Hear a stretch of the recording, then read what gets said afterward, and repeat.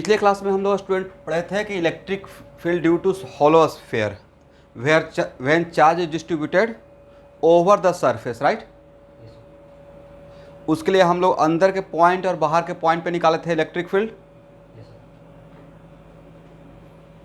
Okay, अब हम लोग पढ़ रहे हैं electric field due to solid sphere when charge is distributed in volume. तो when charge is distributed in volume, इसको दो केस में डिवाइड करके पढ़ाता हूँ। Second case is type of problem, kind of problem, जो 3-4 बार कंटिन्यूसली जेईई मेन में आया हुआ है, ठीक है। इन फर्स्ट केस में मानते हैं if distribution of charge volume में रहता है तो उसको रो मानते हैं ना। रो क्या है? चार्ज पर unit volume. If distribution, if rho is constant, is it right? Rho is constant का मतलब distribution of charge is uniform in volume, right.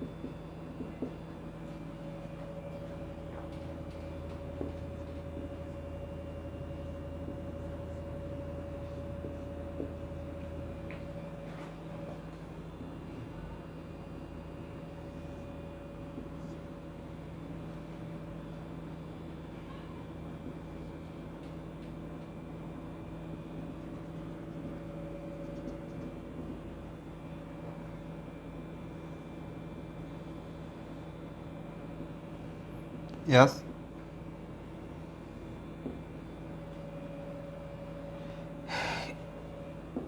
यहाँ देखिएगा। तो स्टूडेंट आपको याद होगा कि इलेक्ट्रोस्टेट में थोड़ा सा आप लोग सही से इसको सर्कल बना लीजिएगा। तो इलेक्ट्रोस्टेट में हम लोग इसको ऑलरेडी डील कर चुके थे, राइट। वहाँ पर बनाने का प्रोसेस थोड़ा लंबा था, वो मेन कोर था। बट इस केस में हम लोग अंदर में आर रेडियस पे एक हॉलो स्फीयर इमेजिन कर रहे हैं। आर रेडियस पे आप मोटा मोटी बोल सकते हैं कि मैं आर रेडियस पे एक क्लोज सरफेस बनाया हूं, और इस क्लोज सरफेस का नाम हम लोग क्या देते हैं? Gaussian surface.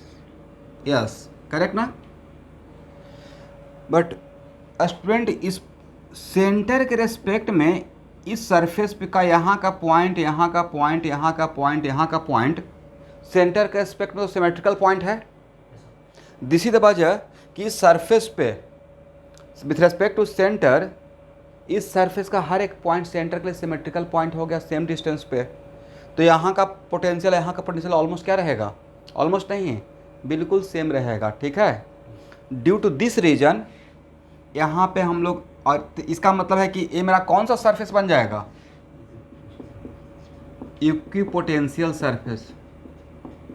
इसी आपको नहीं लगा कि इक्विपोटेंशियल सरफेस का ही हम लोग लाभ उठा रहे हैं हर डेरिवेशन में? अगर इक्विपोटेंशियलिटी का कॉन्सेप्ट नहीं रहता था, क्या कॉन्फिडेंटली इतना बोल सकते थे कि direction of electric field is this one? तो यहाँ का अगर ds का बात करते हैं, एक ds, छोटा सा ds पकड़ते हैं, तो ds का डायरेक्शन और इलेक्ट्रिक फील्ड का डायरेक्शन तो सेम दिखेगा, करेक्ट ना। तो डी फाई के लिए क्या लिखेंगे everyone? Sir E dot ds। ये किसका कॉन्सेप्ट है? फैराडे का ना। E का मैग्नीट्यूड, ds का magnitude cos 0, then phi equal to क्या हो जाएगा सर? EdS। और इलेक्ट्रिक फील्ड मेरा नॉन यूनिफॉर्म था, बट उसका मैग्नीट्यूड कांस्टेंट है इसके सरफेस के हर पॉइंट पे, राइट। डायरेक्शन डिफरेंट था बट मैग्नीट्यूड सेम था, इसलिए आप इलेक्ट्रिक, ये है मेरा इलेक्ट्रिक फील्ड का magnitude, integration over the surface, right. और ds का इंटीग्रेशन, ds का भी जो आप इंटीग्रेशन कर रहे हैं वो मैग्नीट्यूड का कर रहे हैं, डायरेक्शन तो ऑलरेडी आपने कंसिडर कर दिया। डॉट प्रोडक्ट लेने के बाद डॉट प्रोडक्ट का रिजल्ट क्या होता है? Scalar quantity.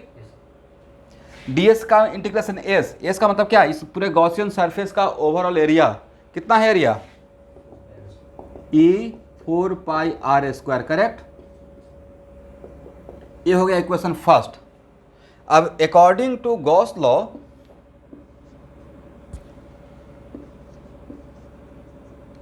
From Gauss law, net flux equal to क्या जानते हैं everyone, sir Q enclose by epsilon naught, is it right. और क्यू इनक्लोज आपको कहाँ का चाहिए, सर इसके अंदर का टोटल चार्ज चाहिए, राइट। इसके अंदर का ही तो चार्ज चाहिए, क्यू इनक्लोज जो आप गॉसियन सरफेस लिए हैं उसके अंदर का टोटल चार्ज। तो क्या यहाँ पे क्यू इनक्लोज के लिए हम लोग ये लिख सकते हैं, लेट टोटल चार्ज, यहाँ पे मान लेते हैं क्यू था, लेट टोटल चार्ज क्यू, तो rho into 4/3 pi are Q कर सकते हैं।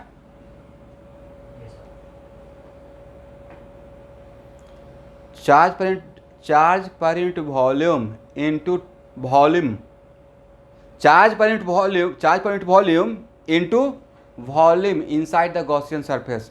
ये आप कर सकते हैं, लेकिन दिमाग में चलना चाहिए कि ये तभी कर पाए जब रो कांस्टेंट है, नहीं तो क्या डायरेक्टली ये कर पाते, नहीं कर पाता। ऐसा एक क्वेश्चन हम लोग सॉल्व किए हैं इलेक्ट्रोस्टैटिक में, राइट।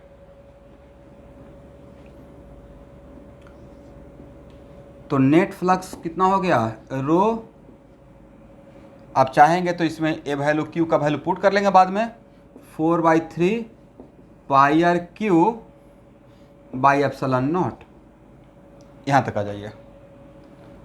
और इक्वेशन फर्स्ट और सेकेंड को इक्वेट कर लीजिए। तो from equation first and second,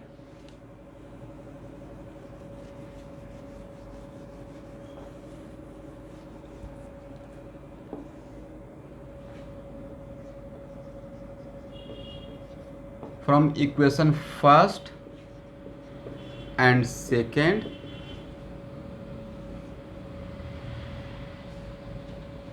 rho 4/3 pi r q by epsilon naught equal to e 4 pi r square, then e equal to कितना, जो कैंसिल हो सकता है उसको कैंसिल कर लीजिए, 4 पाई से 4 पाई को कैंसिल कर लेते हैं, आर स्क्वायर से आर क्यू को कैंसिल करके आर बचेगा, देन ई इक्वल टू कितना student, rho by 3 epsilon naught into R, correct. ये ऑलरेडी आपको नहीं था कि इस फार्मूला से ऑलरेडी पहले से आप वाकिफ हैं, इलेक्ट्रोस्टैटिक पढ़ चुके हैं भाई, बिल्कुल वाकिफ हैं। गॉस लॉ में दोबारा रिवीजन हो रहा है आपका शॉर्टकट मेथड का, राइट। सर स्कूल के एग्जाम में डेरिवेशन आएगा, अगर सिमेट्रिकल सरफेस के लिए, सॉलिड स्फीयर के लिए कौन सा मेथड से, आई विल सजेस्ट यू अभी इसी मेथड से कर सकते हैं, ठीक है। उतना लंबा चौड़ा वहाँ पे कहानी बनाने की रिक्वायरमेंट नहीं है। और तो सर ये तो रो के टर्म में है, क्यू के टर्म में रहेगा तो कोई बात नहीं है। रो का वैल्यू आपको नहीं पता है, Q by 4/3 pi are Q, इसको यहाँ पे पुट कर देंगे तो क्यू के टर्म में भी आ जाएगा,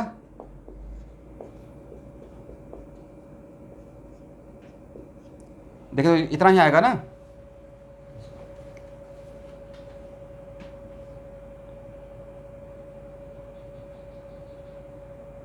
क्या बोले,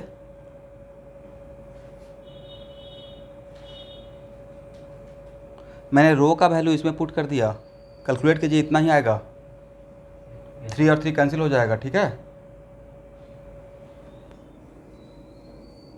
ये तो फार्मूला भाई हम लोग का रटा हुआ है, ये भी रटा हुआ है, ये भी रटा हुआ है, राइट।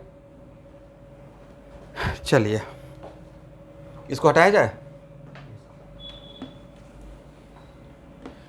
इसको हटाएं एवरीवन।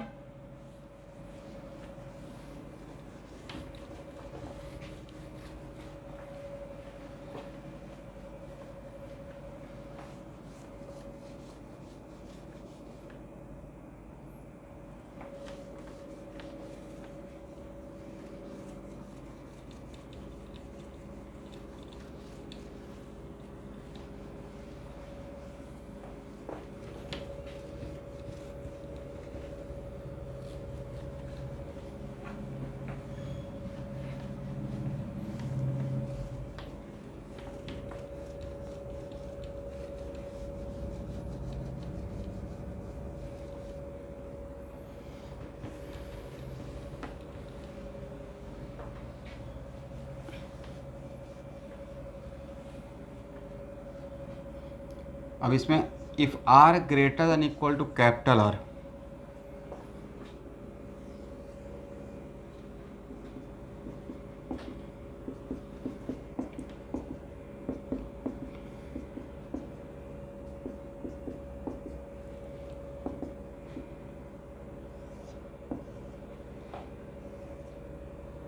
तो बोलिए अगर चार्ज स्फीयर में यूनिफॉर्मली डिस्ट्रीब्यूटेड है वॉल्यूम में, तो उसको लेते हुए सिमेट्रिकल सरफेस बाहर में क्या बन सकता है, स्फीयर के लिए बन सकता है गॉसियन सरफेस, राइट। ये है मेरा गॉसियन सरफेस, करेक्ट ना।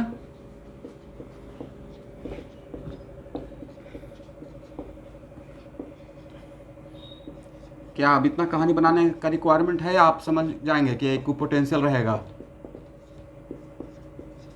तो ड्यू टू इक्विपोटेंशियलिटी इलेक्ट्रिक फील्ड का डायरेक्शन ऐसे रहेगा, इस सरफेस के हर पॉइंट पे perpendicular,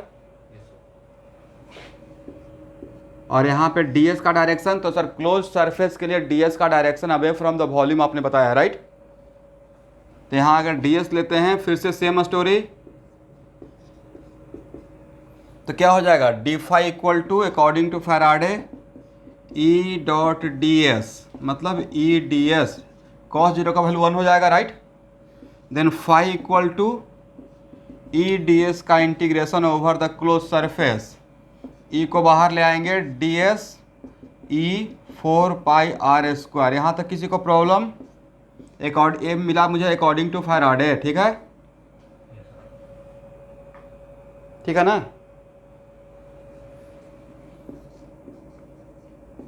from Gauss law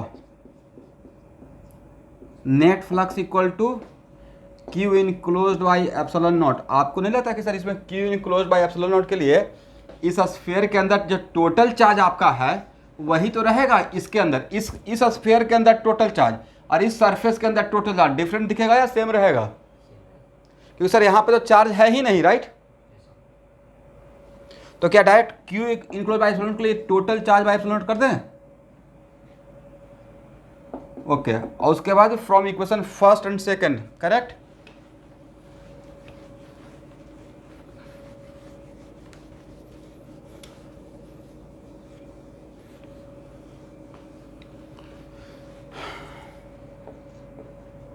from equation first and second, यहाँ देखिएगा Q by epsilon naught equal to E 4 pi are square, then E equal to Q by 4 pi epsilon not are square, correct ना। ये किसके लिए हुआ, R greater than equal to capital R। तो R less than equal to capital R में small r equal to capital R put कर दीजिए। R greater than equal to capital R में small r equal to capital R, different electric field का value आता है, same आता है। लिख लीजिए फास्ट,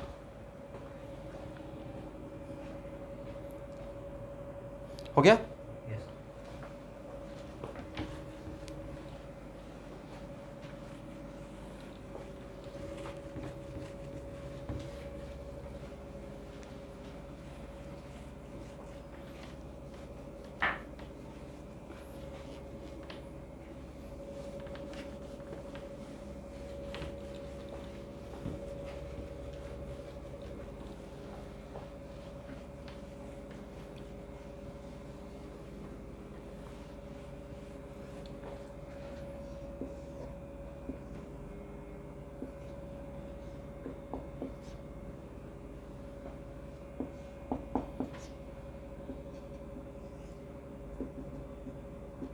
ये ग्राफ से आप लोग वाकिफ है ना।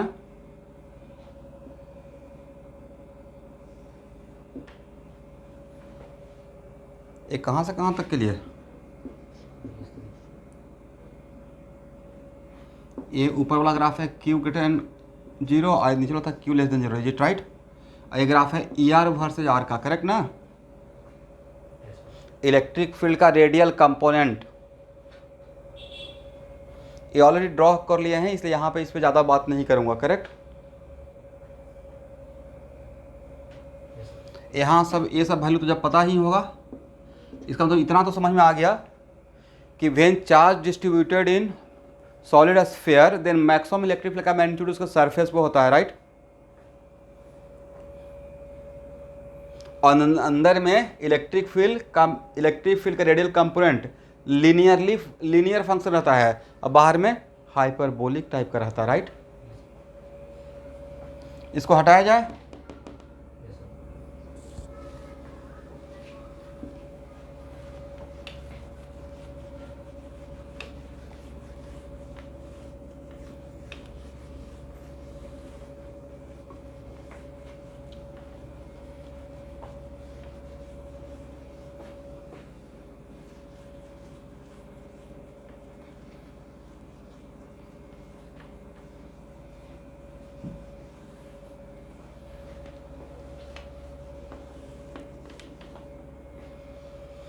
चलिए अब इसमें इसका second case, when rho is variable, right.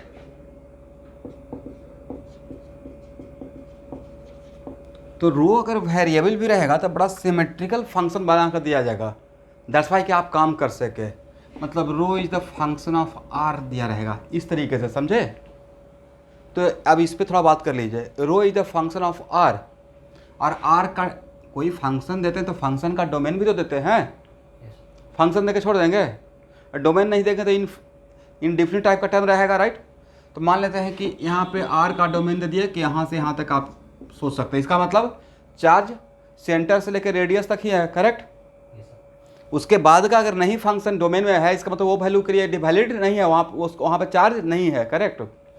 और अगर R is the function, if rho is the function of R, तो सेंटर से एट ए सर्टेन डिस्टेंस पे, सेंटर से एट ए सर्टेन डिस्टेंस, यहाँ पे बातों को समझिएगा क्योंकि इस पे 2-3 बार क्वेश्चन आ गया है।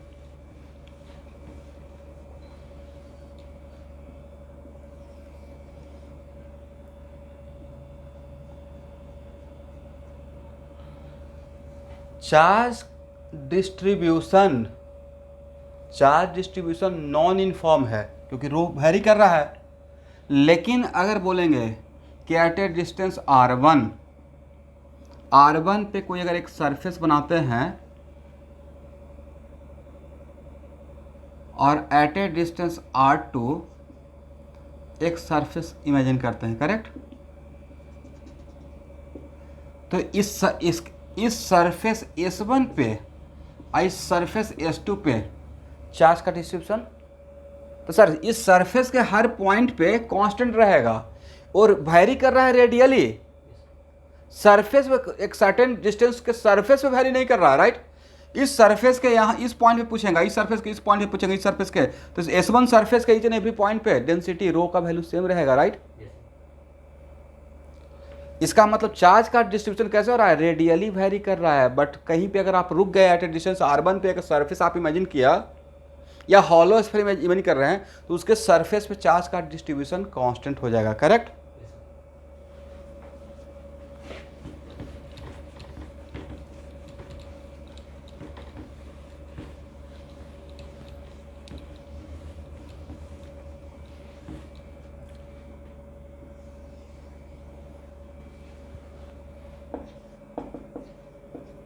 मान लेते हैं कि अब देखिए एक एग्जांपल मैं लेके चल रहा हूँ, बाकी इट कंपलसरी कि always rho equal to rho not into r भी आर रहेगा। ऐसा भी तो हो सकता है कि rho equal to rho not by r हो सकता है, या ऐसा भी तो हो सकता है कि rho equal to rho not 1/r² minus कुछ हो सकता है, 1/r4 माइनस 1/r6 हो सकता है। इस टाइप का एक क्वेश्चन सॉल्व किया है इलेक्ट्रोस्टैट में, ठीक है। इसलिए आर यहाँ पे मैंने सबसे आसान जो था वो मैंने लिया, rho equal to rho not into r, correct. और तब मैं काम कर रहा हूं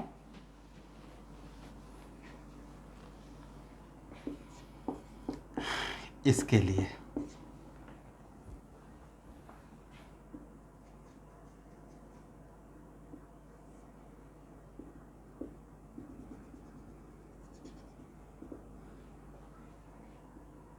ये मेरा है गॉसियन सरफेस, ठीक है स्टूडेंट।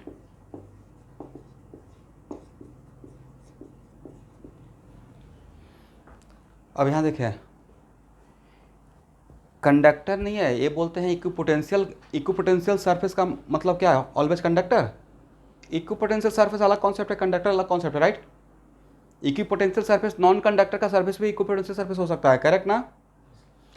दैट्स वाई, लेकिन बिकॉज यहाँ पे चार्ज का distribution as a function of R था, दैट्स वाई ए पॉइंट और ए पॉइंट, ये अनसिमेट्रिकल पॉइंट नज़र आता सेंटर के रेस्पेक्ट में। कब? जब यहाँ पे रो का वैल्यू कुछ और नज़र आता है, यहाँ पे रो का वैल्यू कुछ और नज़र आता है, यहाँ पे रो का वैल्यू कुछ और। बट आर डिस्टेंस पे यहाँ का चार्ज डेंसिटी, यहाँ का चार्ज डेंसिटी, यहाँ का चार्ज डेंसिटी डिफरेंट है या सेम है? सेम है। इसका मतलब है कि इस लॉजिक से हम लोग, अरे मेरा गॉसियन सरफेस है, समझे स्टूडेंट? गॉसियन, तो सर इतना सिमेट्रिकल बना के दिया जाएगा? बिल्कुल बना के दिया जाएगा। गॉस लॉ पे क्वेश्चन मुझे सेट करना रहेगा तो पहले ही पता है गॉसियन सरफेस से आप इलेक्ट्रिक फील्ड निकाल सकते हैं, तभी जब सिमेट्रिसिटी रहेगा, राइट। तो क्या इसको इक्विपोटेंशियल सरफेस माना जाए?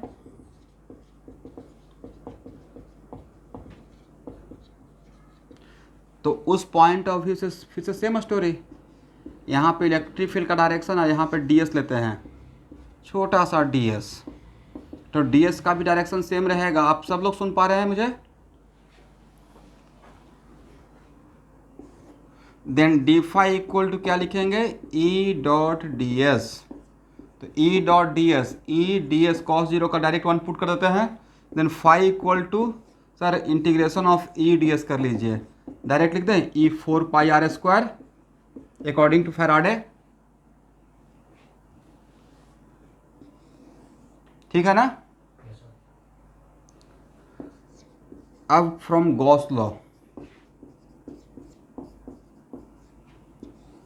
गॉस लॉ के लिए net flux equal to what? Q enclosed bye epsilon naught, is it right? अब यहाँ पे सबसे काबिले तारीफ है क्यू इनक्लोज निकालना, करेक्ट। इसमें सबसे बड़ा काम वही था, क्यू इनक्लोज निकालना, करेक्ट। इसको हटाएं स्टूडेंट।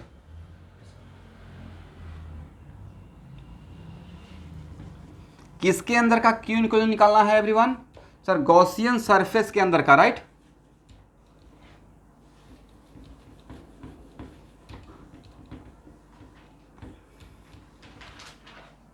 मतलब ये मेरा गॉसियन सरफेस है, ठीक है ना। This is my Gaussian surface.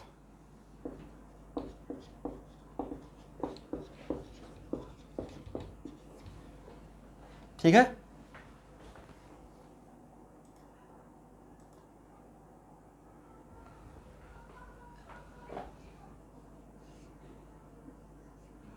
Charge अगर वॉल्यूम में डिस्ट्रीब्यूटेड है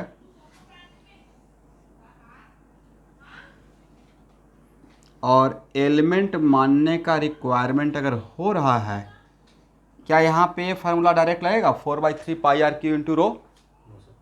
नहीं लगा सकते हैं, करेक्ट। डायरेक्टली ये फार्मूला काम नहीं करेगा भाई, 4/3 pi are q into rho directly ये काम कर लेंगे? सर नहीं हो पाएगा। रो यहाँ पे कांस्टेंट नहीं है, राइट। कांस्टेंट रहता है तो ये फार्मूला यूज करते हैं। जहाँ पे कांस्टेंट नहीं रहेगा वहाँ पे सॉल्व करने का तरीका यह है कि मैं x डिस्टेंस पे dx थिकनेस का एक सेल बनाया। सेल क्यों बना रहे हैं? क्योंकि मेरा चार्ज का डिस्ट्रीब्यूशन वॉल्यूम में है, तो एलिमेंट भी हम लोग वॉल्यूम का ही बनाएंगे, राइट, करेक्ट ना। और इस सेल का वॉल्यूम कितना? एक छोटा सा वॉल्यूम। इस एलिमेंटल वॉल्यूम का वॉल्यूम कितना? 4 pi x square d x, is it right. और इस एलिमेंटल वॉल्यूम में चार्ज कितना? तो 4 pi x square d x. अगर मैं वॉल्यूम ले रहा हूँ एक्स डिस्टेंस का, तो डेंसिटी भी लूंगा एक्स डिस्टेंस पर ही, राइट। वॉल्यूम यहाँ का ले रहे हैं तो डेंसिटी भी यहाँ का ही इमेजिन करेंगे, करेक्ट ना एवरीवन। तो यहाँ पे डेंसिटी के लिए क्या पुट करें? Rho not into x, is it right. अब मुझे चाहिए क्यू इनक्लोज, बट सिर्फ इस सरफेस के अंदर का। तो क्या डी क्यू को इंटीग्रेट कर लें? ए याद रखिएगा एक्सप्रेशन। इसमें कांस्टेंट जो है उसको बाहर निकालिए। कांस्टेंट कौन कौन है? ये थ्योरी नहीं है student, it is kind of problem. इसको थ्योरी मत मानिएगा, ये प्रॉब्लम टाइप थ्योरी हो गया, राइट। तो 4 pi rho not x d x, limit taken from 0 से r, करेक्ट। कितना हो जाएगा sir? 4 pi rho not r square by 2, correct ना। अब यहाँ पे क्यू इनक्लोज का वैल्यू पुट कर दीजिए, तो नेट फ्लक्स हो गया 2 pi rho not r square, देखिए तो सही लिखा मैंने, बाई एप्सिलॉन नॉट, और देन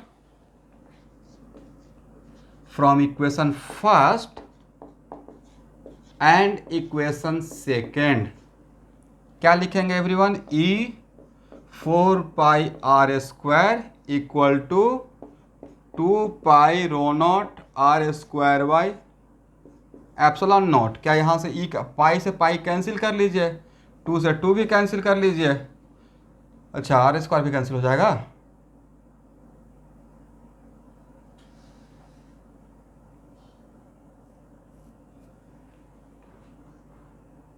देखिए तो कहीं पर कुछ मिस्टेक हो गया है क्या?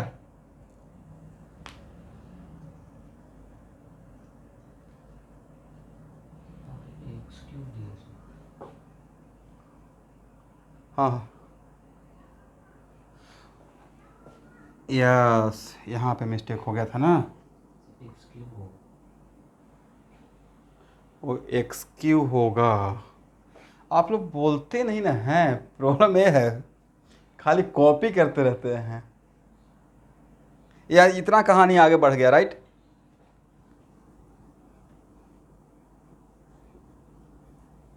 मैं तो बोर्ड पे हूँ ना, थोड़ा आप लोग को ज़्यादा नज़र आएगा। एक्स क्यू, चलिए मेरा फॉल्ट है, बट फिर भी थोड़ा सा आपका भी फॉल्ट है, आप भी कॉपी ही करने लगे। कितना हो जाएगा?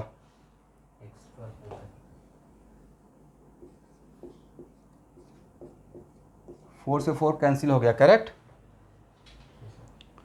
तब कितना बचा? क्यू इनक्लोज के लिए क्या लिखे हैं?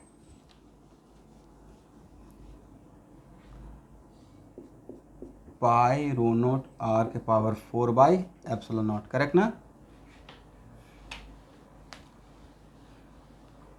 लेकिन मिस्टेक होने के बाद भी यहाँ पे तो समझ में आ गया ना कि भाई ऐसा कैसे होगा, इलेक्ट्रिक फील्ड कांस्टेंट आ गया जी, को होना नहीं चाहिए था अंदर में। चलिए तो यहाँ पे from first and second E 4 pi are square, a Faraday का कॉन्सेप्ट, और उसके बाद देखिए अभी तो सही है ना एवरीवन, पाई से पाई कैंसिल हो गया, आर स्क्वायर से r4 कैंसिल हो गया, देन ई इक्वल टू कितना बचा? Rho not by 4 epsilon not are square. यहाँ तक आए, जल्दी से यहाँ तक आइए।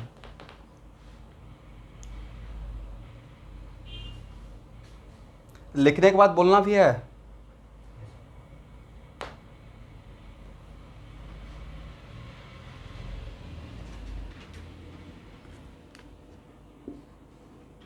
ऐसा क्वेश्चन अगर आएगा जेई मेन में तो बन जाएगा। अब ऐसा का मतलब क्या? रो नॉट इंटू एक्स, दूसरा भी आ सकता है, रो नॉट इंटू आर के अलावा भी कुछ आएगा तो बन जाएगा। तरीका तो यही रहेगा ना वेरिएबल के लिए।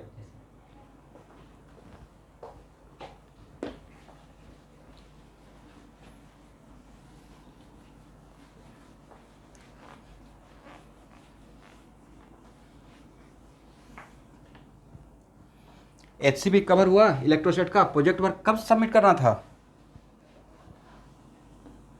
अभी टाइम है। अचानक से पता नहीं, आज मुझे लगा कि आज 25 अगस्त है, मुझे लगा आज तो जमा करना था आप लोग को, फिर समझ नहीं, आज तो 9 अगस्त ही है, राइट। हैं? यस, टाइम से आगे चला गया। टाइम से आगे तो सब लोग चलता ही है ना, तभी तो ड्रीम करता है कि ये बन जाएंगे वो बन जाएंगे, राइट।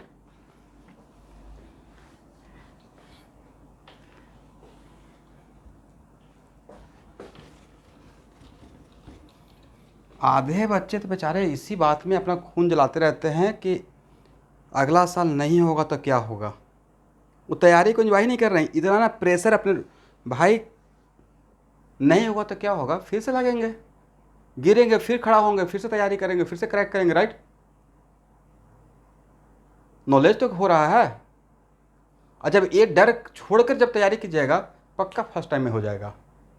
इस बैगेज को लेकर जब तैयारी कर रहे हैं ना, तो आप इतना ना प्रेशर फील करते रहते हैं सराउंडिंग में। नहीं होगा तो पता नहीं, पापा तो घर से ही बाहर कर देंगे, पेरेंट्स क्या बोलेंगे, वो कैसे मुंह दिखाएंगे। भाई ये सब चीज़ें छोड़ दीजिए, कैरियर आपका है, मेरा भी नहीं है। अगला 50 साल का करियर आपका है वो। इसलिए नहीं होगा तो क्या होगा, ये बात तो 2 साल के बाद, 1 साल के बाद सोचेंगे ना। जो 1 साल के बाद जो फेस करना है, वो अभी ही फेस करते रहते हैं, डेली फेस करते रहते हैं, डेली उसी में खून जलाते रहते हैं, राइट। होता है कि नहीं होता है एवरीवन, डैम सॉरी फील करते होंगे। उस चीज़ को साइड कीजिए, आप प्रॉपर सब्जेक्ट में नॉलेज डेवलप कीजिए। सब्जेक्ट अच्छा होगा तो या क्रैक कर लीजिएगा। तो सर आपके टाइम पे नहीं होता था, बट हम लोग के गुरु जो थे ना, टीचर, वो महान लोग थे। इतना ना बढ़िया से पढ़ा रहे थे कि सब्जेक्ट में जब इंटरेस्ट आ गया, करना तो था ही, तो विश्वास हो गया होगा ही होगा। पहला बार में नहीं होगा, दूसरा बार में होगा। और फैमिली का भी सपोर्ट उतना अल्टीमेट था, बोल के भेज दिए थे NIT में जाना नहीं है, तुमको जब तक IIT का एग्ज़ाम का चांस मिलता है देते रहो, मुझे IIT चाहिए। तो वो बड़ा अजीब सा कॉन्फिडेंस था। एक बार में नहीं हुआ तो सेकंड बार टाइम बैठेंगे।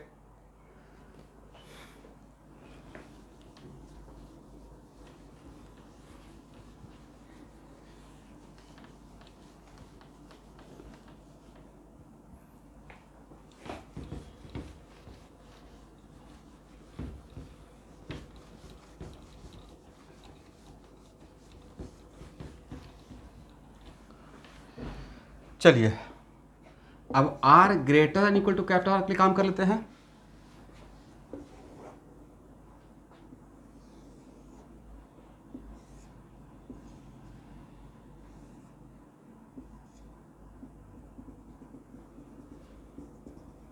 आप लोग कल सॉलिड स्टेट का कुछ लिखने के लिए दिए थे, लिख पाए थे?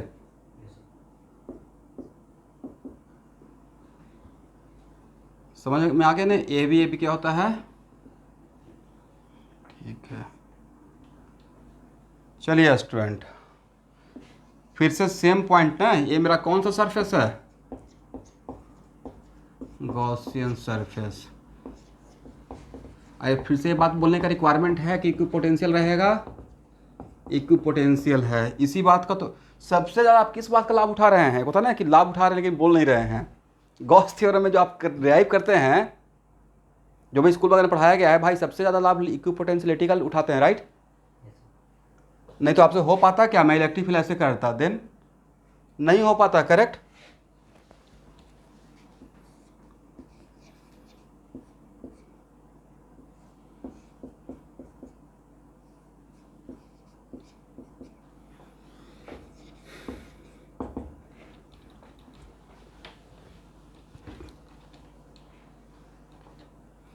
दो मिनट आपका टाइम ले, सिर्फ सुन लीजिए, मतलब मेरे दिमाग में क्या चल रहा है।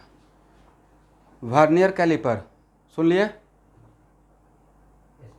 एरर इन मेजरमेंट,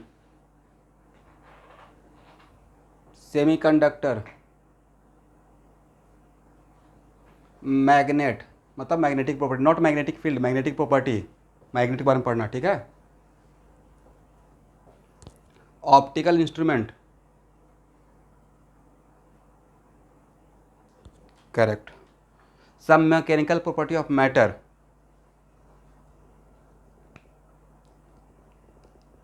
ये फिजिक्स में कुछ ऑड चैप्टर माना जाता है जिसको जनरली बच्चे छोड़ देते हैं।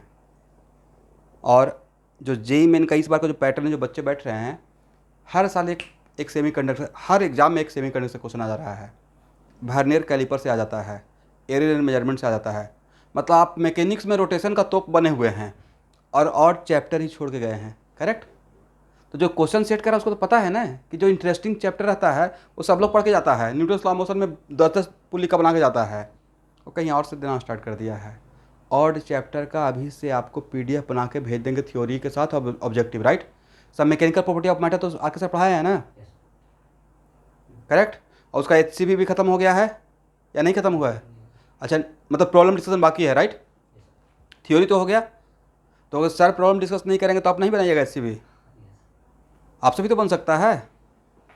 ओके ये मैंने फिर इसका बात कर दिया। ऑल दी मैं लिख के एकदम लिस्ट आज रेडी किया हूँ। केमिस्ट्री में odd chapter environmental chemistry, right? Environmental chemistry में जिसमें वाटर पॉल्यूशन वगैरह आता है, ठीक है, उससे क्वेश्चन आना स्टार्ट हो गया है। उसे मेरे पढ़ाने के लिए कुछ नहीं है, बट फिर भी मैं पीडीएफ बना के दूंगा। वो बिल्कुल अभी धीरे धीरे करके उसको साइड में पढ़ लेना है, छोड़ कर कुछ भी मत जाइएगा, ना तो बहुत अफसोस आएगा। फिर सरफेस केमिस्ट्री, राइट? फिर chemistry day to day life एक चैप्टर का नाम है, जिसमें एस्पिरिन डिस्पिरिन इन सब का स्ट्रक्चर, करेक्ट? उसके बाद कार्बोहाइड्रेट तो मैं पढ़ाता ही हूँ, बहुत बढ़िया से पढ़ाता हूँ। तो जो मैं पढ़ा रहा हूँ इंटरेस्टिंग भी है और पढ़ाता भी हूँ। बट उसमें एक लिस्ट वगैरह जो देते हैं पूरा एकदम पढ़ाते भी हैं और साथ में एक हैंड आउट भी भेज देते हैं, मतलब वो एकदम बिल्कुल मच मोर है। तो ये सब पॉलीमर भी पढ़ाता हूँ, जितना पढ़ाते हैं उसी से क्वेश्चन लग जाता है, मतलब उतना मैं पढ़ा लेता हूँ, मतलब कार्बोहाइड्रेट पॉलीमर ऑल दिस। तो जितना भी केमिस्ट्री का मुझे ऑड चैप्टर है उसको भी पहले से ही दे के रेडी कर दूंगा, ठीक है? और उसको आप बना के रेडी हो जाइएगा। उससे क्वेश्चन में लिख के रख लीजिए, 200% गारंटी क्वेश्चन आने आएगा ही आएगा। मतलब पहले ही से अगर बोल रहा हूँ इस चैप्टर से क्वेश्चन आने वाला है, अगर श्योर हैं, पिछले 5 साल का एक्सपीरियंस बता रहा हूँ, तो मतलब अगला साल भी आएगा, राइट? अभी ट्रेंड चल रहा है। बाकी ऐसा नहीं कि अब उसी के ऊपर ध्यान देंगे, मतलब वहाँ से भी आएगा, इन सब चैप्टर से भी आएगा, बट वहाँ से भी आएगा, राइट? अरे चैप्टर बच्चे से छूट जाता है।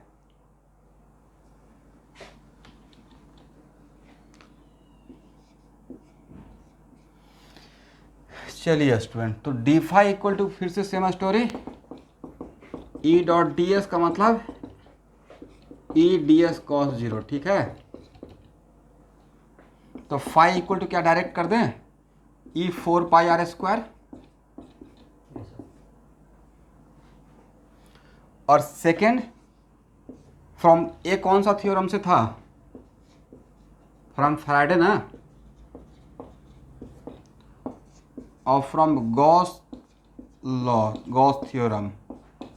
क्या लिखिएगा, net flux equal to Q enclose by epsilon naught, right? Sir अब क्यू इनक्लोज निकल जाएगा तो मेरा काम बन जाएगा, राइट? बट क्यू इनक्लोज के लिए किसको इंटीग्रेशन कर रहे थे, बोलिए तो? 4 pi x square d x rho not into x ना। बट अब मेरा यहाँ पे लिमिट 0 से कहाँ तक रहेगा शुभांकर? 0 से एक्स, 0 से स्मॉल आर तक नहीं लेना है आपका चार्ज इसके अंदर। यस, ऐसा क्वेश्चन एक बार ऑलरेडी हम लोग सॉल्व कर चुके हैं, राइट? तो 0 से कैपिटल आर, तो यहाँ पे क्यू इनक्लोज कितना हो जाएगा, 4 पाई, रो नॉट को बाहर कर लीजिए, तो R4 के पावर डिवाइड बाई 4 से 4 कैंसिल, राइट? हो गया ना? इसको हटाएं,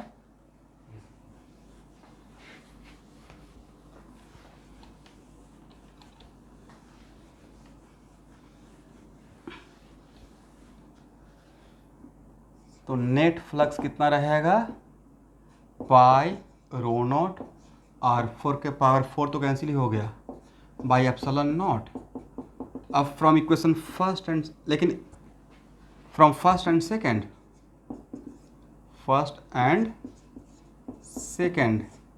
कितना हो जाएगा, E 4 pi are square equal to pi rho not R4 by epsilon not, pi और pi cancel, then E equal to कितना student, rho by 4 epsilon not sir, R4 1 by r square, is it right? लेकिन एक इसके लिए r greater equal to capital R के लिए। अब देखिए आपके पास 2 एक्सप्रेशन है, ये कोई थ्योरी नहीं है। इसको इससे पहले का जो किए थे, जब हाँ जहाँ पे रो कांस्टेंट था, वह स्टैंडर्ड थ्योरी है एक्चुअली। बट यहाँ पे रो वेरिएबल एक it is kind of problem बनाने का तरीका, क्योंकि रो को वेरी करने का तरीका अलग अलग भी हो सकता है। जैसे मैंने यहाँ पे लीनियरली वेरी कर दिया, रो इक्वल टू ऐसे भी तो हो सकता था, रो नॉट बाई आर। इसलिए हम लोग यहाँ पे प्रॉब्लम बनाने का तरीका सीखे हैं। Is it right? चलिए, इसमें अगर r equal to capital R, इसमें r equal to capital R, different value आता है या सेम वैल्यू आता है? सेम आएगा। इसको हटाए, इसका मतलब है सर मेरा फंक्शन कंटिन्यूअस है इलेक्ट्रिक फील्ड वर्सेज आर का, राइट? बट अंदर में पैराबोलिक ग्राफ है, राइट? अंदर में ग्राफ क्या है भाई? Y equal to 2x square, this the equation of what? Parabola, right? कुछ कॉन्केविटी इज अपवर्ड, करेक्ट ना? और वर्टेक्स 0 0। क्या वर्टेक्स बताने का रिक्वायरमेंट है? आप लोग को समझ में आता है कि 0 0 वर्टेक्स रहेगा? तो ई आर वर्सेज आर का ग्राफ कहाँ से कहाँ तक पैराबोलिक ये आएगा? इस टाइप का पक्का आएगा, समझे? 0 से कैपिटल आर तक parabolic with concavity upward, right? और यहाँ के बाद क्या जाएगा? हाइपरबोलिक, ठीक है ना?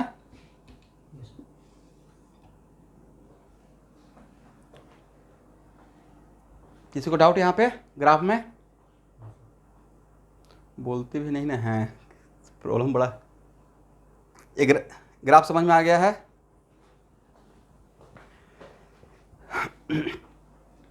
तो ग्राफ पे ही तो ऑब्जेक्टिव हो जाएगा। ऐसा फंक्शन दिया जाएगा, फिर पूछा जाएगा ई आर वर्सेज आर का ग्राफ, इसमें कौन सा करेक्ट होगा?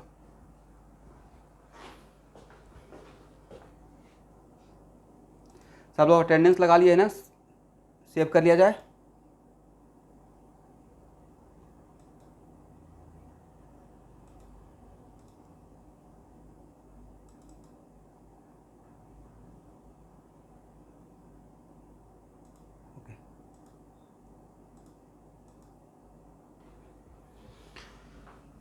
अब बोलिए, अब किसका किसका बचा हुआ है? गॉस थ्योरम का जो लाभ उठा रहे हैं उससे अब किसका किसका बचा हुआ है इलेक्ट्रिक फील्ड निकालने के लिए?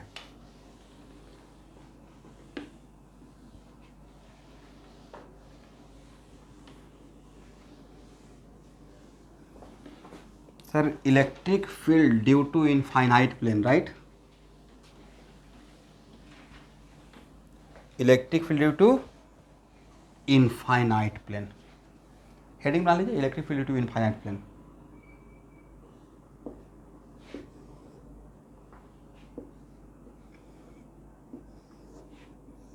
which is uniformly charged.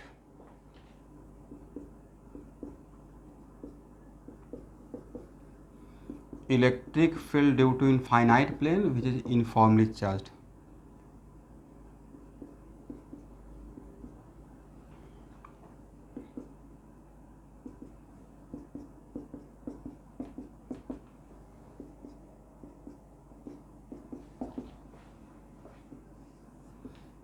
अब यहाँ पे थोड़ा आपको फ्रीडम रहेगा।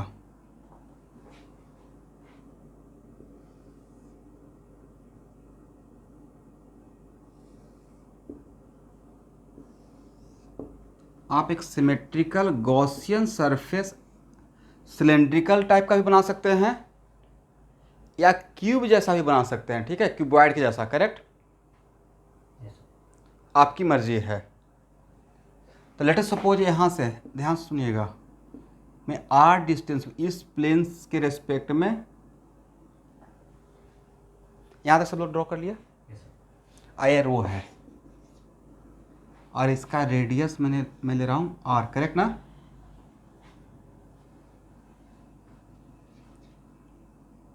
ओके एवरीवन, देखिए पहले इस बात को समझ लीजिए।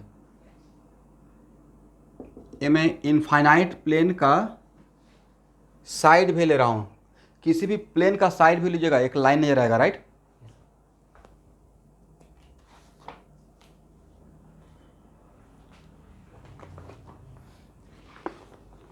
इसका फ्रंट भी हुआ, अगर साइड भी लेंगे और इसमें अगर प्लेन है, सिर्फ प्लेन है तो ऑब्वियसली थिकनेस नहीं रहेगा, राइट? तो थिकनेस नहीं रहेगा, तो अगर ऐसे देखेंगे तो जस्ट इसका अगर शैडो लेंगे तो मुझे एक लाइन के जैसा दिखेगा, करेक्ट ना? तो इनफाइनाइट प्लेन के लिए ए पॉइंट अलग रहेगा या सिमेट्रिकल पॉइंट ही रहेगा? तो यहाँ सिमेट्रिकल पॉइंट रहेगा, इसका मतलब यहाँ का पोटेंशियल सेम रहेगा, राइट? इसका मतलब इलेक्ट्रिक फील्ड यहाँ पे जो भी रहेगा इस प्लेन, अगर इस यहाँ पे एक प्लेन इमेजिन करते हैं तो उसमें परपेंडिकुलर रहेगा, यहाँ भी जो रहेगा उस पर भी तो परपेंडिकुलर रहेगा, यहाँ भी एक प्लेन इमेजिन करेंगे उस पर भी परपेंडिकुलर रहेगा, राइट? इसका मतलब ये हुआ, अब यहाँ देखिए इस पॉइंट पे ये डायग्राम तो ड्रॉ कर लिया है ना, यहाँ पे ये मेरा क्लोज वॉल्यूम है, this is my close volume, correct?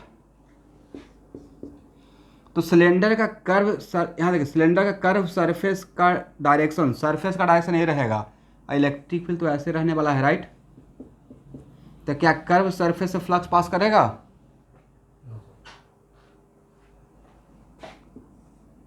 क्या कर्व सरफेस से यहाँ पे फ्लक्स पास करेगा? क्योंकि मेरा ds का डायरेक्शन यहाँ पे, सरफेस का डायरेक्शन ये है और इलेक्ट्रिक फील्ड का डायरेक्शन ये है, सरफेस का डायरेक्शन ये है, इलेक्ट्रिक फील्ड का डायरेक्शन ये है। तो in this case curve surface is not responsible for any flux, only flat surface, right?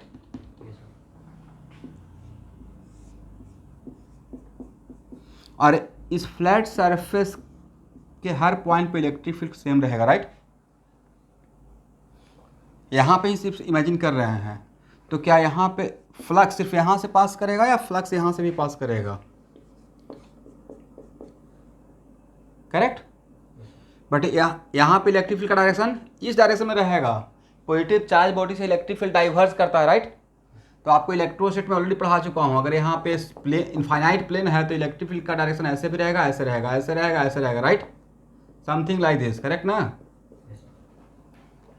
और ds का डायरेक्शन a, तो net flux only passing through the flat surface of the cylinder, तो according to Faraday क्या हम लोग ए बोल सकते हैं E pi are square plus E pi are square direct, इसके थ्रू कितना E पाई आर स्क्वायर, अगर इलेक्ट्रिक फील्ड कांस्टेंट है तो डायरेक्ट, और सरफेस का डायरेक्शन भी अगर ईच एंड एवरी पॉइंट पे, इस सरफेस के हर पॉइंट पे सरफेस का डायरेक्शन सेम है, तो डायरेक्टली E डॉट एस कर सकते हैं, करेक्ट?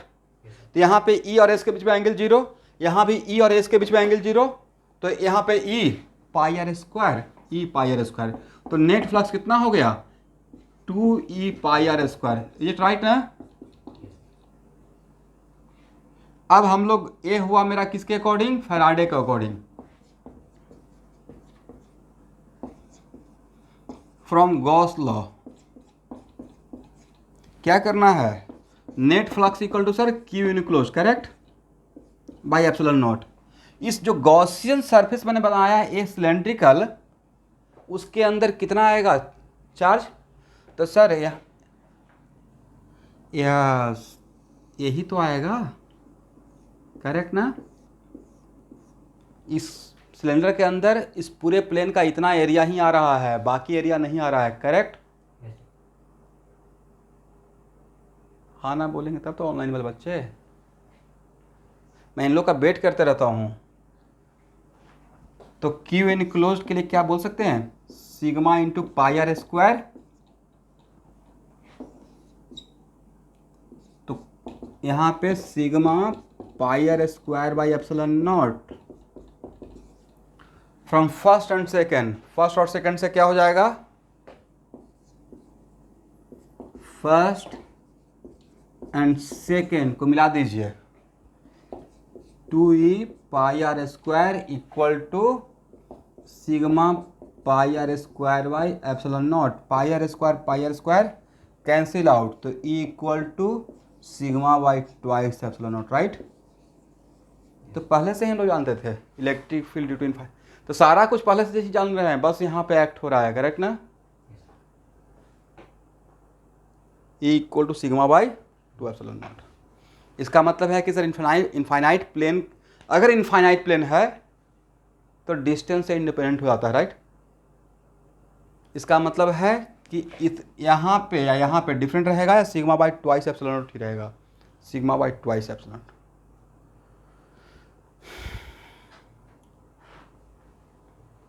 करेक्ट ना? Yes, sir. लिख लीजिए।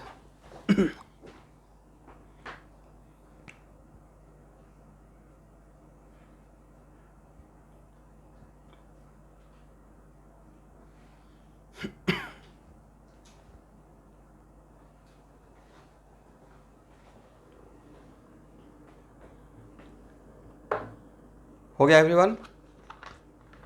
Yes, sir.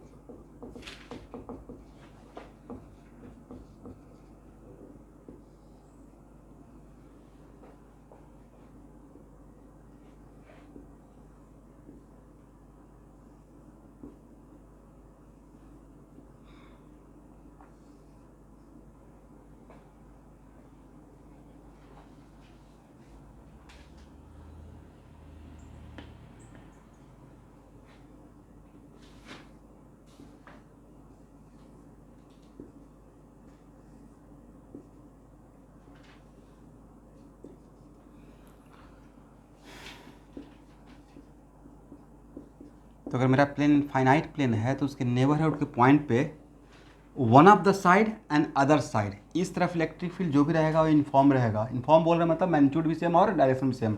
और इस तरफ दोनों तरफ का कांस्टेंट नहीं रहेगा। ऑब्वियसली इस तरफ का डायरेक्शन इस तरफ रहेगा, इस तरफ का डायरेक्शन इस तरफ रहेगा, राइट? कुछ कन्फ्यूजन? तो आपने जो बिना गॉस लॉ बताया था उसमें तो डिस्टेंस नहीं आ रहा था। उसमें वो इनफाइनाइटली लॉन्ग थ्रेड के लिए था। Yes, sir. ये प्लेन है। हाँ सर। ये लिखे तो हैं side view of infinite plane. Yes, sir.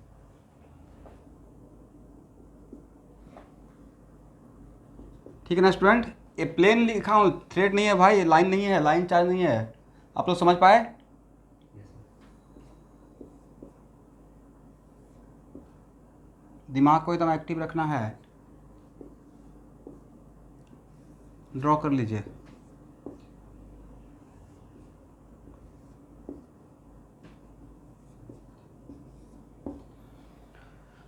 This is the pattern of electric lines of force, right?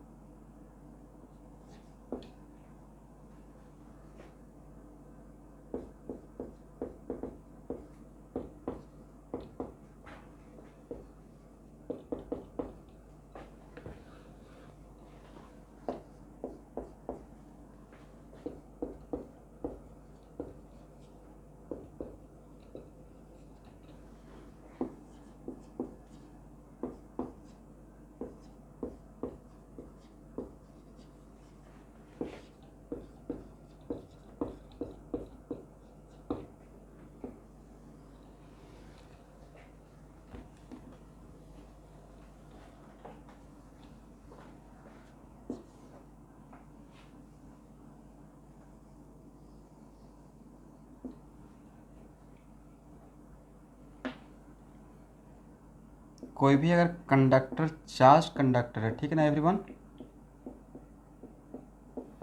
Is it compulsory कि ऑलवेज कंडक्टर जो आपको मिलेगा सिमेट्रिकल ही शेप का मिलेगा? और अगर मेरा कोई कंडक्टर सॉलिड चार्ज कंडक्टर है और इलेक्ट्रोस्टेट में है, मतलब charge in rest, right, electrostatic equilibrium में है, मतलब चार्ज इन रेस्ट में है, देन उस केस में अंदर में इलेक्ट्रिक फील्ड क्या होता है? जीरो। अंदर में इलेक्ट्रिक फील्ड क्या रहेगा? जीरो ना एवरीवन। और सिर्फ बाहर में इलेक्ट्रिक फील्ड रहेगा। और मैंने जो जिस पॉइंट पे आपसे पूछा है वो पॉइंट पी बहुत दूर है, very very close, very very close. अब वेरी क्लोज सरफेस के लिए, वेरी क्लोज सरफेस के लिए any plane behave like infinite plane, right? Any plane behave like infinite plane, ठीक है।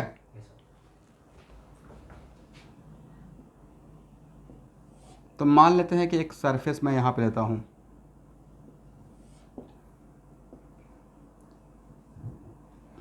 इस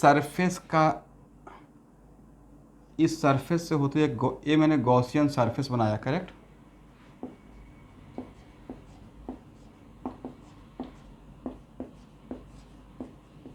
मैं कंडक्टर के हर पॉइंट के लिए नहीं, लेकिन अरे एक पॉइंट का अगर मैं आपको समझा पाऊंगा तो बाकी के लिए भी समझ में आ जाएगा। और सिर्फ समझाने के लिए मान लेते हैं कि एरिया है डेल्टा एस, और यहाँ पे मैं इस पॉइंट पी, यहाँ पे ये point P, but point P is very very close. सिर्फ डायग्राम नीट एंड क्लीन रहे इसलिए मैंने इतना डिस्टेंस पे लिया है, ठीक है। तो इस पॉइंट पी के लिए मेरा delta S just behave like infinite plane. अरे ने बोल दिया कि point P is very very close, correct?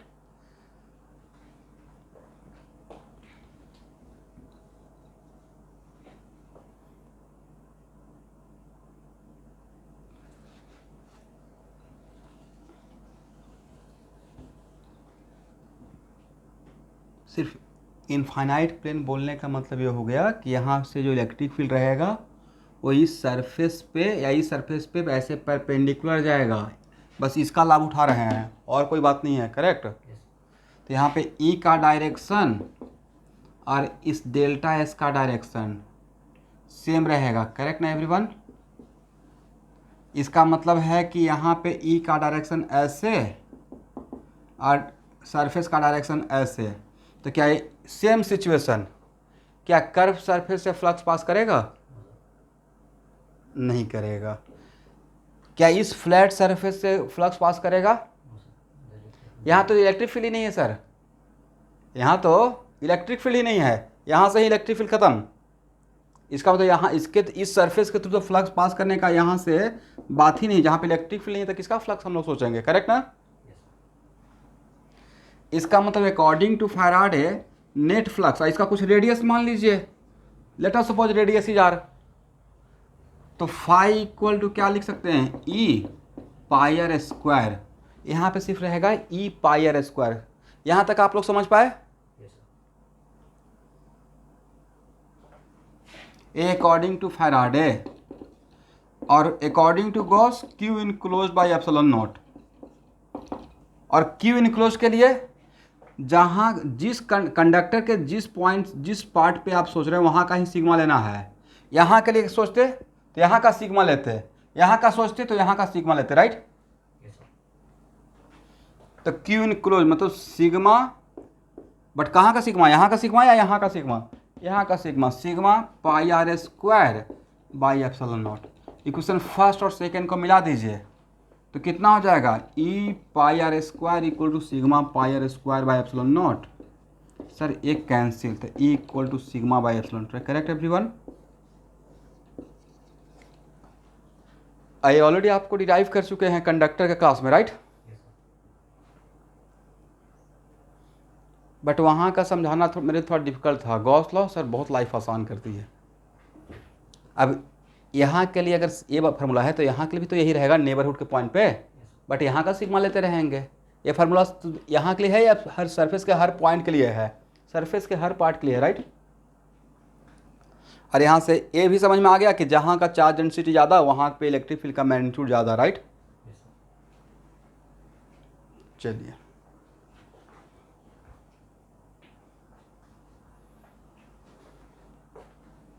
इसको हटाया जाए।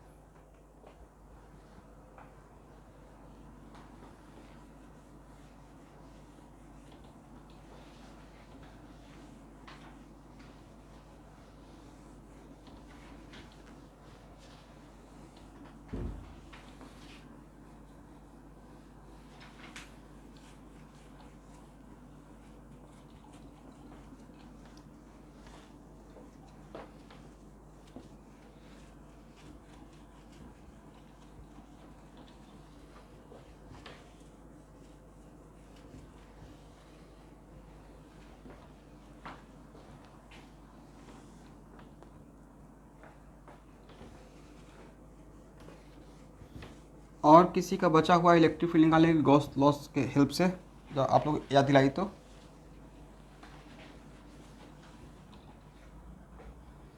जहाँ तक मुझे लगता है कि ऑलमोस्ट सबका निकाल लिया हूँ, ठीक है।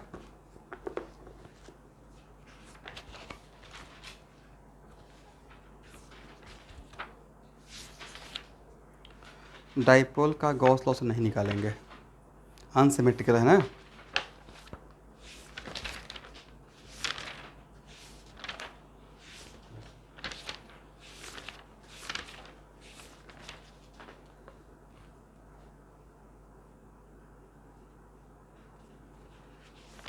चलिए सब लोग HC भी निकालिए।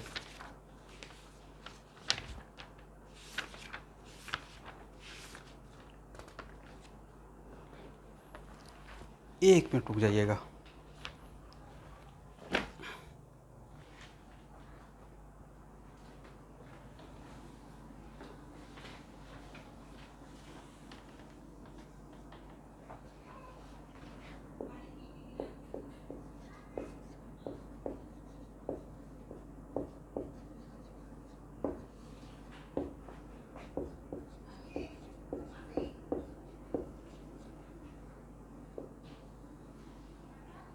अर्थिंग ऑफ कंड नहीं, अभी रुक जाइए, रखे रहिए। अर्थिंग ऑफ कंडक्टर, एक कोई कंडक्टर है, correct.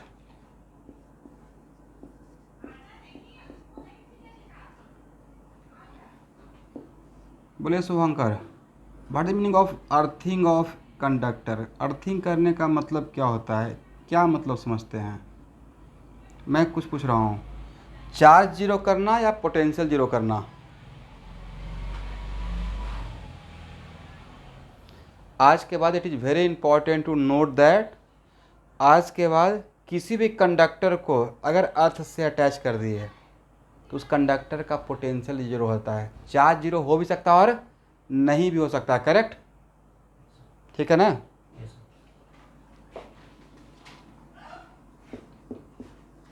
If any conductor is, ऐसा क्यों, तो ऐसा इसलिए कि किसी भी कंडक्टर का साइज अर्थ के रेस्पेक्ट में बहुत छोटा है, और अर्थ का हम लोग कन्वेंशनली पोटेंशियल कितना मान के चलते हैं, जीरो, करेक्ट। Yes sir. तो if any conductor is attach with earth, उसी को बोलते हैं अर्थिंग ऑफ कंडक्टर, करेक्ट ना।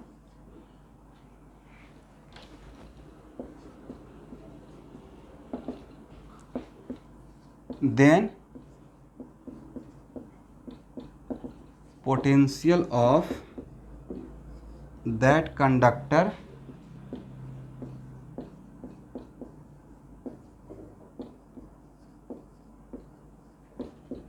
should be taken as 0। यहाँ तक क्लियर।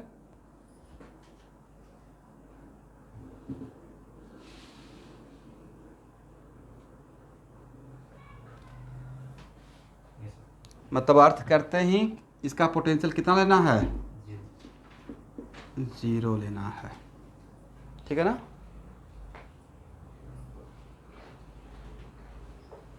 इसको हटाएं।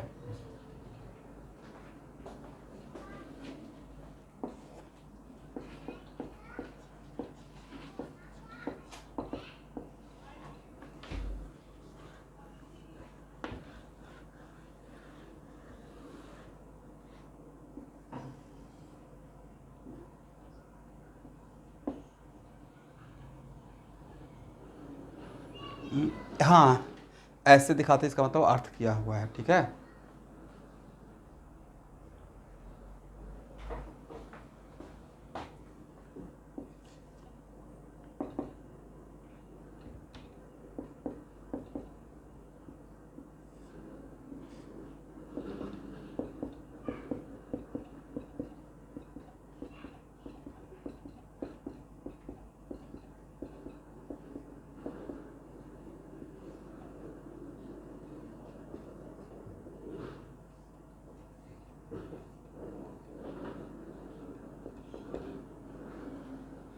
ये इसका मतलब यहाँ पे स्विच है, ठीक है।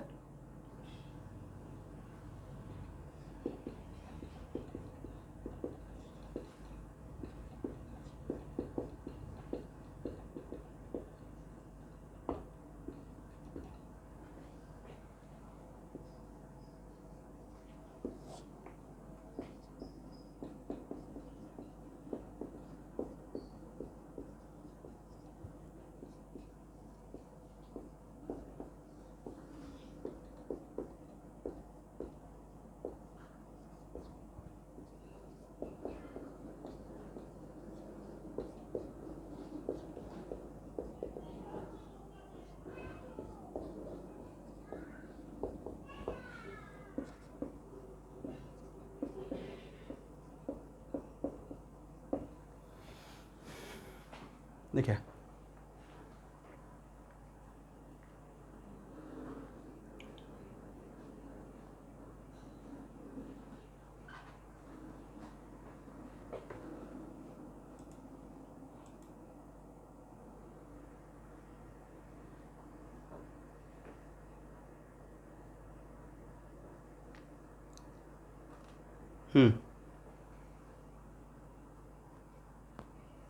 हाँ, initially switch is off, when switch is closed then how much amount of charge present on conductor। फिर से पढ़ो, when switch is closed then how much amount of charge present on conductor। आप लोग try करेंगे everyone. हाँ,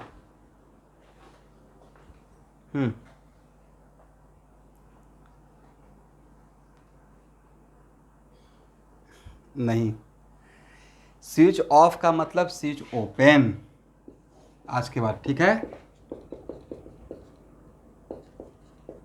okay, open का मतलब circuit disconnected, correct. और क्लोज का मतलब यहाँ पे स्विच ऑन, राइट। यहाँ देखिए, देख तो पाएंगे नहीं, लेकिन यहाँ पे स्विच लगा हुआ है। मैं जैसे ही फैन का स्विच ऑफ किया, मतलब उसके साथ जो सर्किट बना हुआ था ना, जो क्लोज था, वो ओपन हो गया, करेक्ट। अब वो क्लोज नहीं रहा। जब तक क्लोज सर्किट नहीं रहेगा तो करंट का फ्लो होगा या चार्ज का फ्लो होगा। ऑन कर दिया तो सर्किट कंप्लीट हो गया, राइट। अब चार्ज का फ्लो होगा। तो ऑफ का मतलब ओपन, क्लोज का मतलब ऑन, ठीक है।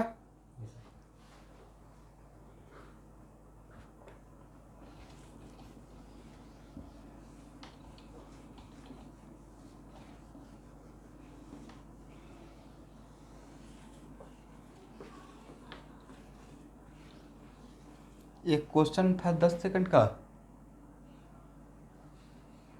एक क्वेश्चन है।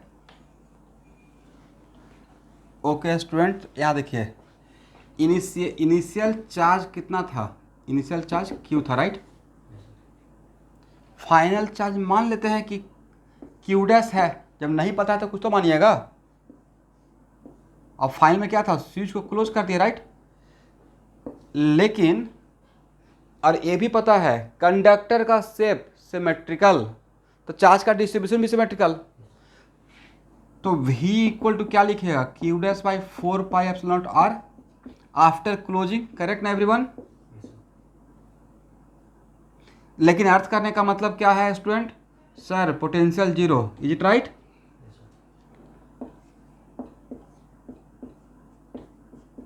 मतलब क्यू डैश कितना हो गया, जीरो हो गया। इसका मतलब इस केस में अर्थ करने के बाद it is very important to note that इस केस में आफ्टर अर्थिंग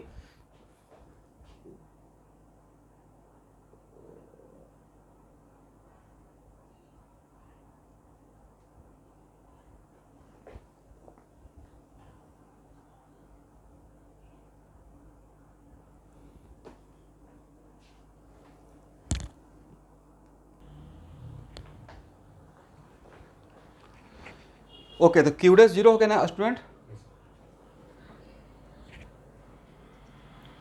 ओके, तो इतना तो समझ में आ गया कि अब इस सरफेस पे चार्ज नहीं है, करेक्ट ना।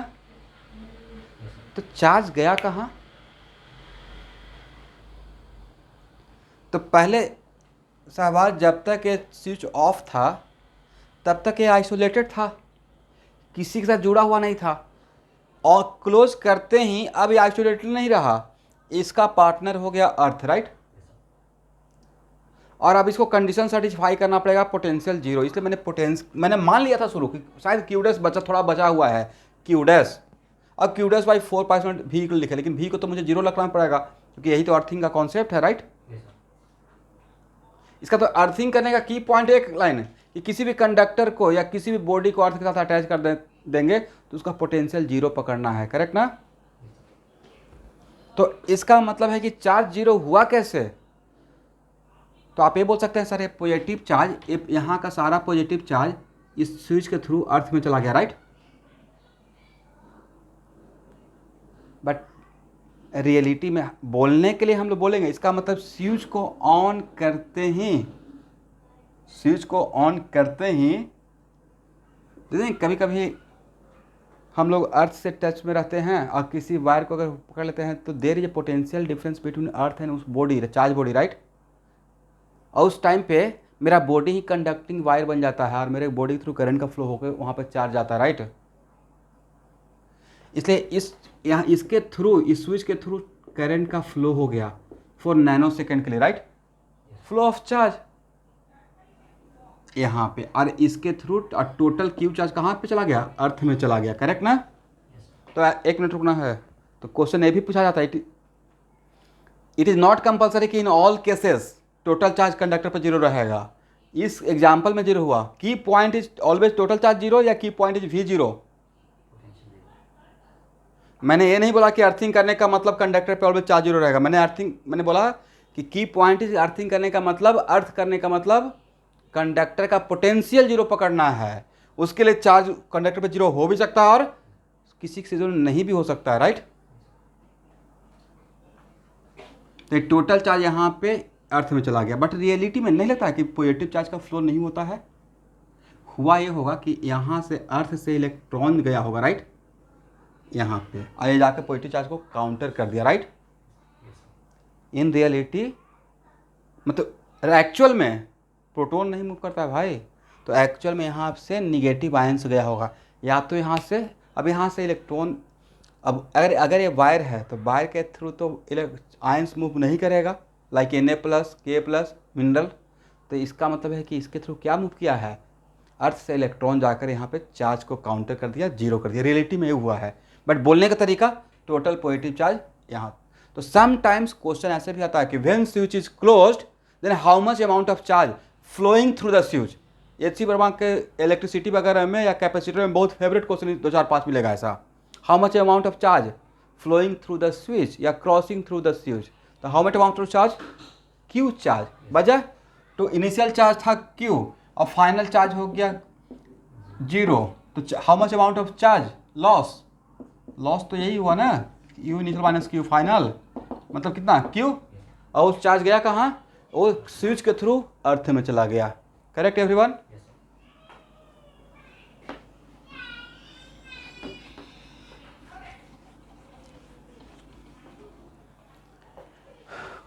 यस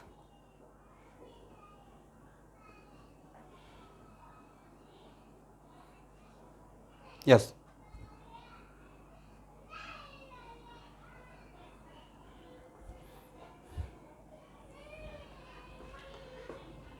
देखिए ये तो सबको पता है ना कि हम लोग करंट का डायरेक्शन पॉजिटिव चार्ज का डायरेक्शन में मानते हैं। तो अगर क्वेश्चन में आंसर देने के लिए अगर पूछा जाएगा कि how much amount of charge passing through the switch, तो बोलना है कि amount of charge passing through the switch is equal to Q and this Q is positive charge. ये बोलना है, बोलना ये है। बट रियलिटी में क्या हो रहा है वो छोड़ दीजिए। कन्वेंशन तो बोलने का तरीका ये रहता है कि टोटल जो क्यू चार्ज था वो स्विच के थ्रू अर्थ में चला गया, समझे। आपको ऐसे बोलना है। हो गया ना। अब आप लोग HCB का पेज नंबर 137, बहुत बड़ी बेहतरीन क्वेश्चन है। HCB का page number 137 question number 4 workout का। भाई ये IIT क्वेश्चन बैंक में मिल जाएगा, ऑलरेडी आया हुआ क्वेश्चन है। सॉल्यूशन बिल्कुल नहीं देखना है, बनाना आप लोग को है।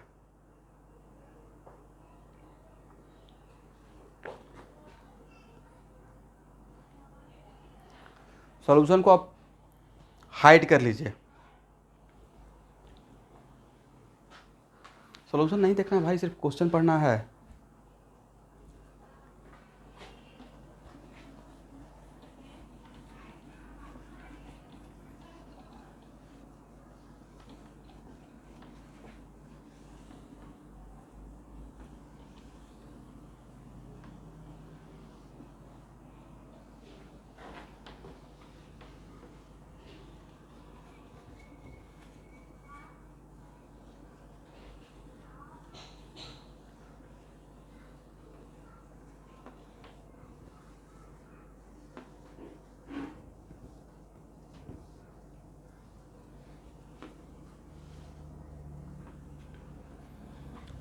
अब अभी बनाना स्टार्ट नहीं करना है, रुक जाइए।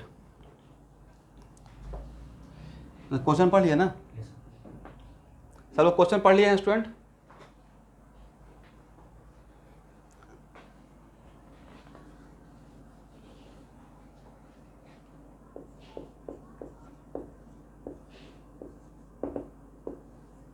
अचानक से क्वेश्चन आप लोग से नहीं बनेगा, थोड़ा पहले इस चीज़ को समझिए। ये मेरा हॉलो कंडक्टर है, hollow spherical conductor. Hollow spherical conductor में कितना सरफेस, दो। कौन कौन सा, inner surface and outer surface, right. Correct ना। अब नेक्स्ट क्वेश्चन है हाउ मच अमाउंट, और देखिए एक मैं क्वेश्चन ही फ्रेम कर रहा हूं। If there is a point charge at the centre, if there is a point charge at the centre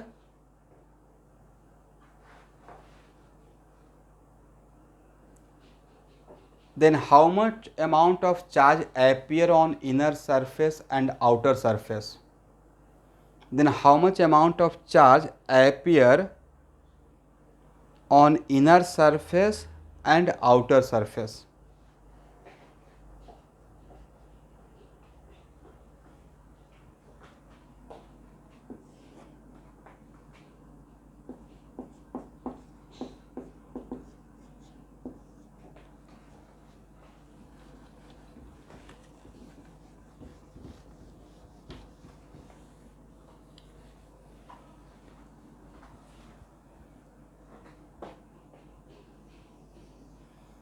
अब शायद आपके माइंड में जा रहा होगा कि सर चार्ज अपीयर कैसे होगा, इसमें तो चार्ज था ही नहीं, राइट?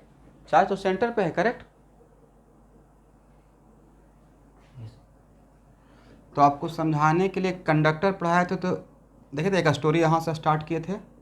कॉपर का एक कंडक्टर है, आज चार्ज यहाँ पे रखे थे, Yes, sir. करेक्ट ना? तो ड्यू टू इंडक्शन यहाँ पे निगेटिव डेवलप हुआ था और यहाँ पे पॉजिटिव, याद है ना आप लोग को? वैसे ही यहाँ पे charge electric lines of force out होगा, करेक्ट? ये भी ऑब्जेक्टिव पूछा हुआ है जो मैं ड्रॉ कर रहा हूँ।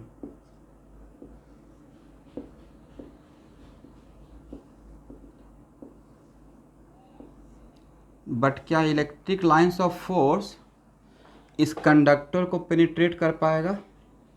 कहने का सेंस है कंडक्टर का इनर सरफेस और आउटर सरफेस के बीच में थोड़ा तो थिकनेस रहेगा, लाइक मिलीमीटर का ही, बट थिकनेस है, राइट? Yes, sir. ये इनर सरफेस और आउटर, इसके बीच में जो थिकनेस है उसके अंदर इलेक्ट्रिक फील्ड क्या रहेगा? सर कंडक्टर के अंदर के पॉइंट पे electric field zero, right? Yes, sir. Correct ना?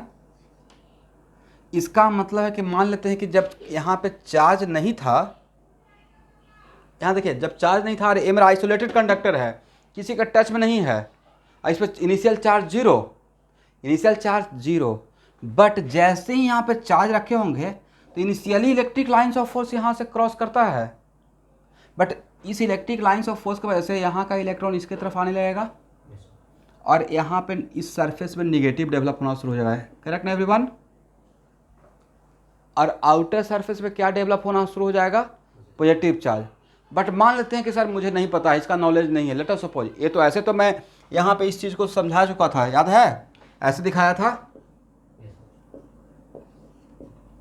Charge appearing on the surface of conductor due to induction process, induce charge, ये समझाए थे कैसे इलेक्ट्रॉन मूव करता है, राइट? और लास्ट में जाकर आफ्टर नैनो सेकेंड, कितना देर में? नैनो सेकेंड के अंदर इसके अंदर इलेक्ट्रिक फील्ड खत्म हो जाता है, correct? Yes, sir. Is an भी पॉइंट पे।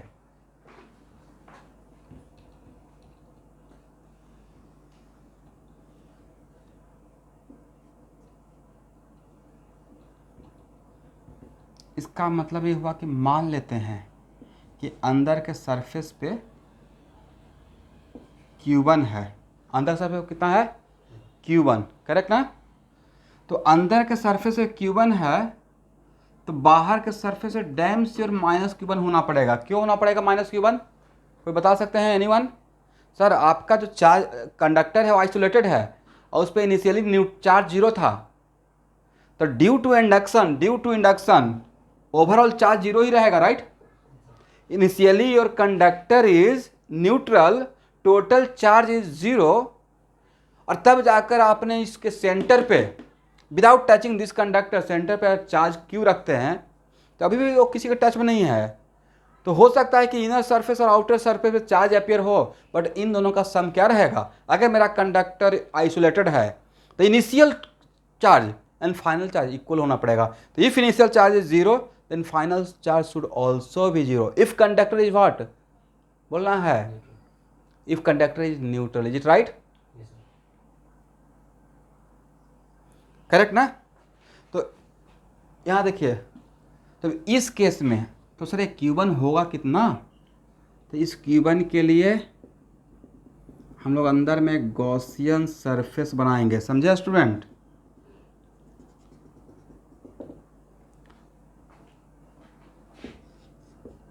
क्या हम लोग इमेजिन किए? एक क्वेश्चन बनाने का तरीका समझा रहा हूँ अब।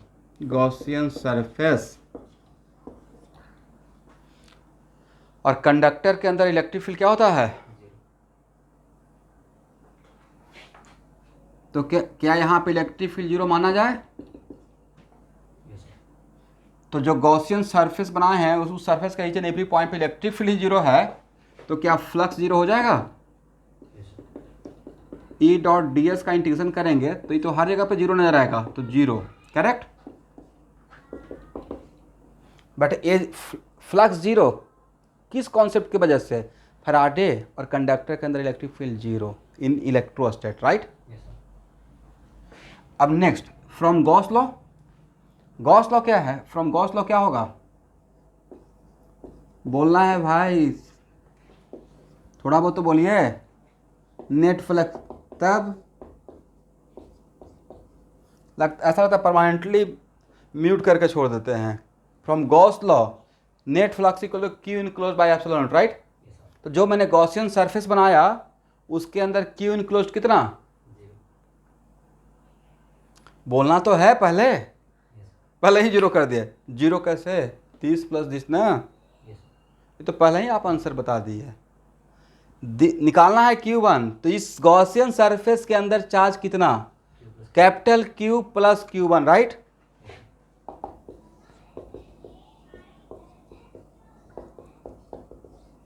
अब फ्रॉम फर्स्ट एंड सेकंड कीजिए। क्या हो जाएगा?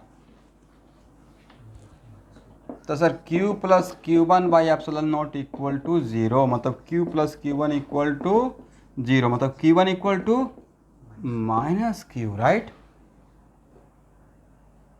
समझ गए? तो यहां से क्या समझे? अब तब आपसे ये ऑब्जेक्टिव आया हुआ है। इसका मतलब है सर कि चार्ज का डिस्ट्रीब्यूशन ऐसा नज़र आएगा। अगर यहाँ पे Q मेरा पॉजिटिव है तो यहाँ पे कितना रहेगा? माइनस Q रहेगा। नहीं, पॉजिटिव रहेगा इनर सरफेस पे या निगेटिव रहेगा? निगेटिव रहेगा। और ये निगेटिव वैल्यू कितना? Minus Q। और आउटर सरफेस पे कितना है? Minus Q1। तो तो क्या हो जाएगा? Minus capital Q, right. तो आउटर सरफेस पे कितना नजर आएगा? Positive charge, right. देखिए तो मैंने सही बोला अकॉर्डिंग टू दिस कॉन्सेप्ट। और यहाँ पे कितना? Q। तो इस टाइप का ऑब्जेक्टिव आएगा तो बन जाएगा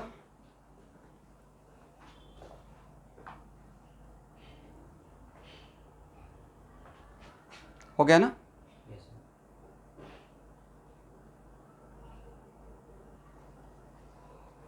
किसी को कुछ डाउट है तो मैं रुका हुआ हूँ, पूछ सकते हैं।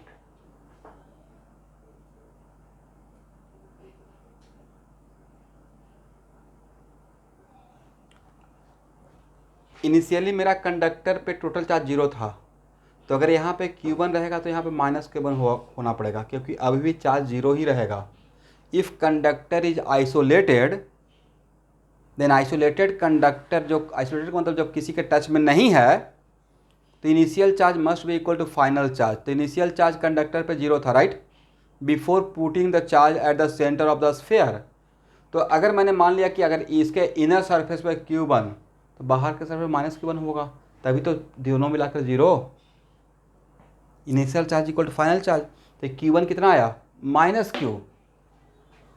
तो आउटर सरफेस पे कितना लिखिएगा? तो करेक्ट ना? तो माइनस माइनस बिकम्स प्लस हो जाएगा ना स्टूडेंट।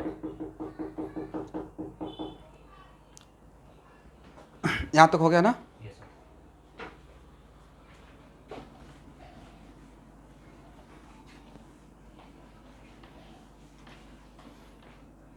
अब इसी में ये ऑब्जेक्टिव आया हुआ है जी का। क्वेश्चन पूछा गया है कि अंदर और बाहर में चार्ज का डिस्ट्रीब्यूशन नॉन यूनिफॉर्म या यूनिफॉर्म, अंदर और बाहर में चार्ज का डिस्ट्रीब्यूशन यूनिफॉर्म रहेगा या नॉन यूनिफॉर्म रहेगा?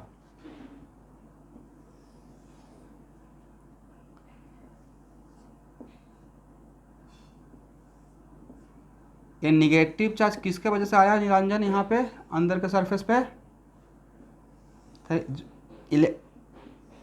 उसका इलेक्ट्रिक फील्ड की वजह से ना। इलेक्ट्रिक फील्ड तो पुल किया इलेक्ट्रॉन को अपने तरफ, राइट। और कैपिटल Q को आप इनर सरफेस के रेस्पेक्ट में बिल्कुल सिमेट्रिकल पॉइंट सेंटर पे रखे थे, राइट। ये इलेक्ट्रिक फील्ड ही तो इलेक्ट्रॉन को खींचा, राइट। अंदर का स्टोरी तो ये है। तो भाई हर जगह पे इलेक्ट्रिक फील्ड का मैग्नीट्यूड डिफरेंट था या सेम था? सेम था, राइट।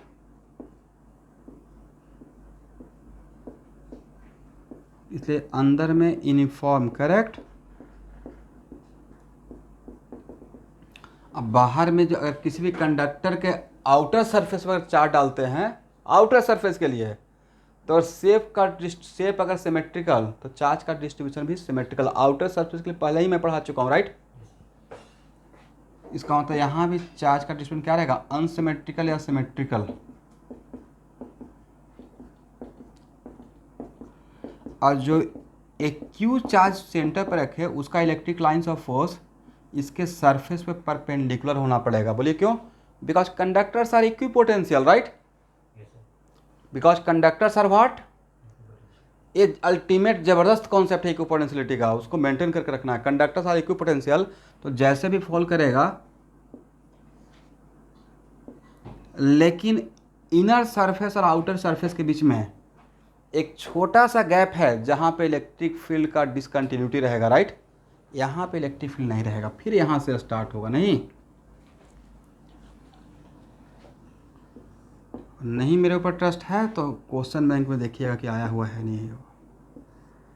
इस पे लास्ट क्लास में मैं बहुत डिफरेंट शेप बनाकर इसका डिस्ट्रीब्यूशन दिखाऊंगा, ठीक है। ये बहुत फेवरेट है जेई का, ये वाला पार्ट जो मैं अभी डील कर रहा हूँ। तो this is the correct pattern of electric field, right. किस केस के लिए? व्हेन हॉलो कंडक्टर है और उसके सेंटर पे एक चार्ज रखा हुआ है, करेक्ट ना।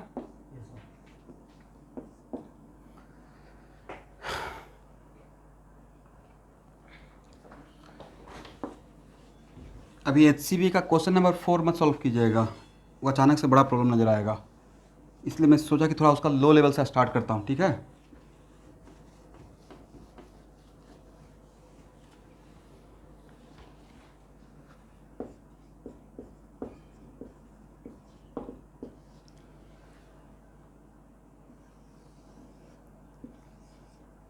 एक हॉलो कंडक्टर है, there is a hollow conductor, correct, and this conductor is earth. इस कंडक्टर को अर्थ कर दिया गया है, करेक्ट। और तब आपको बताना है, अब एक कंडक्टर आपका आइसोलेटेड रहा, अब ये आपका कंडक्टर आइसोलेटेड नहीं रहा, इसलिए आप ये नहीं बोल सकते हैं कि यहाँ टोटल चार्ज इस पे 0 या initial charge equal to final charge, correct. Then find the charge at inner surface and outer surface. Find out the amount of charge at inner surface and outer surface. In next class में यहाँ से start करूँगा, but फिर भी आज के class के बाद कोई बनाना चाहेंगे तो ट्राई कर सकते हैं। बट मैं बस अपने आप को याद करने के लिए कि मैं कहाँ तक रखा हूँ, यहाँ से स्टार्ट करेंगे, ठीक है।